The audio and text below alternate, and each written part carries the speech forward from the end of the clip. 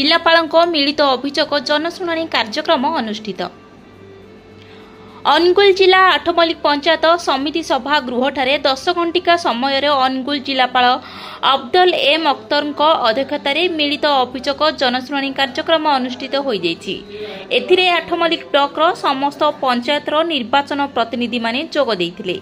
अतिरिक्त जिला आरक्षी अधीक्षक सुरेन्द्र रायगुरु, प्रशिक्षक आईएएस अधिकारी तेजस्विनी बेहेरा, अतिरिक्त जिलापाल राजस्व Sharachandra Mahapatra, DO cum EO Hemant Kumar Singh, DFO Santosh Kumar Kapula, भारप्राप्त उप जिलापाल प्रभु पीयूष महापात्र एवं विभिन्न विभागीय अधिकारी माने उपस्थित थिले।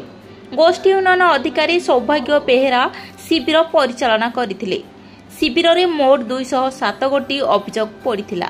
सेतिमध्यरु सामूहिक 4 गोटी थिबा बेले 202 गोटी व्यक्तिगत होइछि। जनशुणाणी शिविर रे जिलापाल श्री अख्तर और जने दिव्यांग व्यक्ति को व्हील चेयर प्रदान करथिले। यहाँ परे जिलापाल माधवपुर अंचलर जल विशोधन प्रकल्प बुली देखिथिले। ब्यूरो रिपोर्ट 8 मल्लिक समाचार।